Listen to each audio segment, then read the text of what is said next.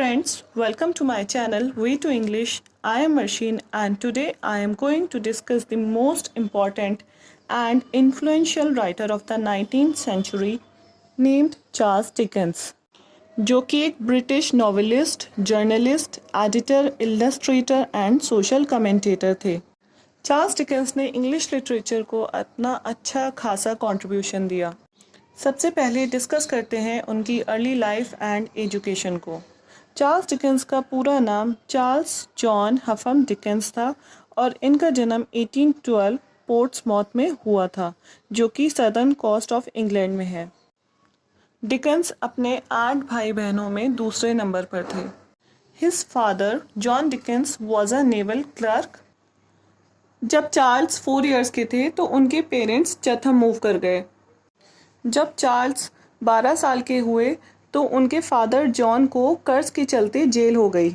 अब घर का खर्च चलाना बहुत ही मुश्किल हो गया था, बहुत ही गरीबी में आ चुके थे चार्ल्स की फैमिली। इसी वजह से 12 साल की उम्र में चार्ल्स को अपने स्कूल छोड़कर एक फैक्ट्री में जॉब करनी पड़ी। जिस उम्र में बच्चे खेल कूद करते हैं, पढ़ते लिखते हैं, उस उम्र में चार्ल्स के ऊपर अपने घर की पूरी जिम्मेदारियों का बोझ आन पड़ा था। जिस फैक्ट्री में वो काम किया करते थे उसमें बूट्स बना करते थे। चार्ल्स की जो फैमिली प्रॉपर्टी थी उसे बेचकर चार्ल्स के फादर का कर्ज अदा किया गया। उसके बाद चार्ल्स के फादर जेल से रिहा हो गए थे। चार्ल्स को फिर से अपना स्कूल कंटिन्यू करने का मौका मिला था, लेकिन जब वो 15 साल के हुए तो उन्हें अपना स्कूल वेलिंगटन हाउस एकेडमी को छोड़ना पड़ा, क्योंकि घर के खर्च में अपना कंट्रीब्यूशन देने के लिए उन्हें लॉ ऑफिस में एज अ क्लर्क जॉब करनी पड़ी। लेकिन हालात कैसे भी हों, चार्ल्स ने पढ़ना नहीं छोड़ा। फिर लंदन में उन्होंने थिएटर जाना शुरू कर दिया था और कुछ उन्होंने एक्टिंग लेसन्स भी लिए थे। इसी दौरान चार्ल्स को मारिया बेडनेल नाम की लड़की से प्यार हुआ, लेकिन मारिया के फादर नहीं चाहते थे कि उनकी बेटी की शादी किसी लोअर मिडिल क्लास बैकग्राउंड वाले से हो, इसीलिए ये रिलेशनशिप आगे नहीं बढ़ा। 20 साल की उम्र में 2 लंदन न्यूज़पेपर के लिए वो पार्लियामेंट्री रिपोर्टर बन गए। 2 साल बाद उन्होंने एक नया पेपर ज्वाइन किया जिसका नाम था द मॉर्निंग क्रॉनिकल। इस पेपर में उनको लंदन लाइफ के बारे में मंथली सीरीज लिखने का मौका मिला। उस टाइम तो टीवी नहीं होते थे डेली सोप्स देखने के लिए, तो जो मंथली इंस्टॉलमेंट जो प्रिंट होती थी उसमें स्टोरी पढ़कर लोग एंजॉय किया करते थे।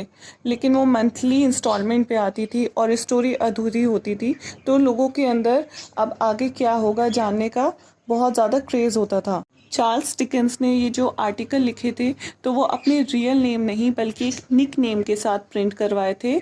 जो उनका निक नेम था वो था Boss, BOZ। At the age of 24 ये पीसेस एक बुक बन के प्रिंट हुई और ये बुक पब्लिश हुई the posthumous papers of the Pickwick club नाम से। अब चार्ल्स डिकेंस एक राइटर के नाम से जाने जाने लगे। अब वो फाइनेंशियली सिक्योर हो गए और उन्होंने अपनी पार्लियामेंट से रिपोर्टर की जॉब को छोड़ दिया और अपना पूरा टाइम राइटिंग में देना शुरू कर दिया। At the age of 24 he married to Catherine Hogarth. The couple had a brood of 10 children. 30 साल की उम्र में चार्ल्स अपनी वाइफ के साथ 5 month लेक्चर टूर पर US गए।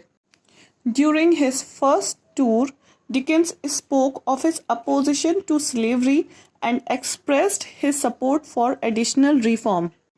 US में चार्ल्स के लेक्चर सुनने के लिए लोग दीवानों की तरह टिकट खरीदा करते थे। बायोग्राफर JB प्रीस्ली ने लिखा है that during the tour, Dickens enjoyed the greatest welcome that probably any visitor to America has ever had. US से वापस आने के बाद चार्ल्स ने कुछ कंट्रोवर्शियल अमेरिकन नोट्स लिख दिए थे जिनका नाम था American notes for general circulation. जिस गलती को सुधारने के लिए उन्हें US वापस जाना पड़ा और वहाँ पे इन नोट्स की कॉपी आज के ज़माने में $1.5 मिलियन की सेल हुई थी। चार्ल्स अब वर्ल्ड वाइड फेमस हो चुके थे। US से वापस जाने के बाद वो इटली भी गए, जिसके बाद उन्होंने ट्रैवलोग पिक्चर्स फ्रॉम इटली लिखा। Without any formal education, he became a great writer. Writing के साथ साथ वो एडवोकेट भी बन गए for children's rights, education and other social reforms. सब कुछ बहुत अच्छा चल रहा था, लेकिन चार्ल्स अपनी मैरिड लाइफ से खुश नहीं थे।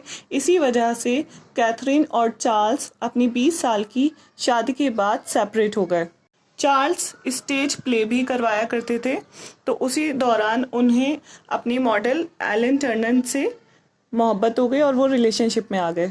एक दिन चार्ल्स और एलन साथ में ट्रेन में सफ़र कर रहे थे, तो उस ट्रेन का एक्सीडेंट हो गया था, जिसकी वजह से चार्ल्स काफ़ी परेशान रहने लगे थे। Charles died at the age of 58 and buried in Poets' Corner which is located in Westminster Abbey. ये तो हमने चार्ल्स की लाइफ के बारे में जान लिया। चलिए अब नज़र डालते हैं चार्ल्स डिकेंस के फेमस वर्क्स पर। तो ये हैं स्क्रीन पर चार्ल्स के द्वारा लिखे गए 15 नॉवेल्स। इनमें से कुछ मेजर नॉवेल्स हैं। द पिकविक पेपर, जो कि इनका ये फर्स्ट नॉवेल हो गया।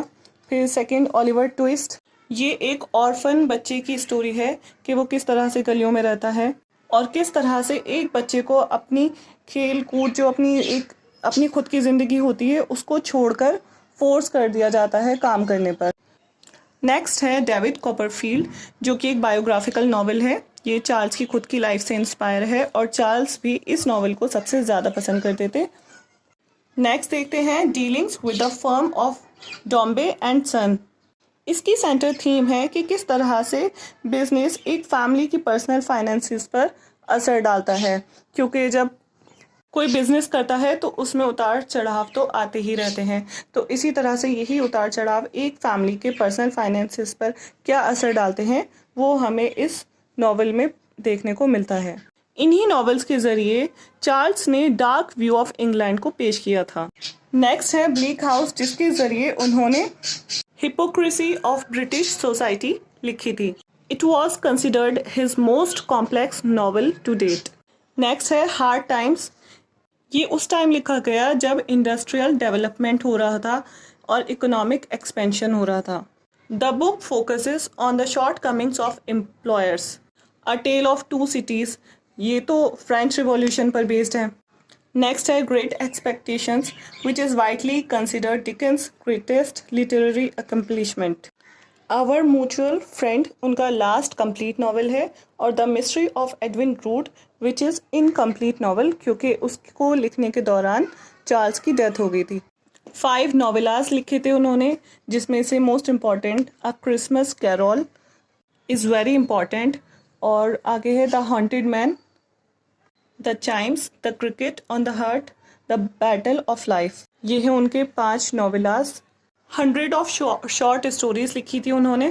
क्लिफ हैंगर नाम की नैरेटर डिवाइस को यूज़ करते थे वो। क्लिफ हैंगर का मतलब होता है कहानी में एक सस्पेंस बनाए रखना। ये हैं चार्ल्स के कुछ फेमस कोट्स, और इनमें से जो मेरे फेवरेट हैं वो हैं we need never be ashamed of our tears, no one is useless in this world who lightens the burdens of another, और थर्ड है the pain of parting is nothing to the joy of meeting again. वैसे तो सभी अच्छे हैं, लेकिन ये 3 मेरे फेवरेट हैं। T.S. एलियट ने चार्ल्स को शेक्सपियर के साथ कंपेयर किया है in making a real character. Charles became a writer without any formal education.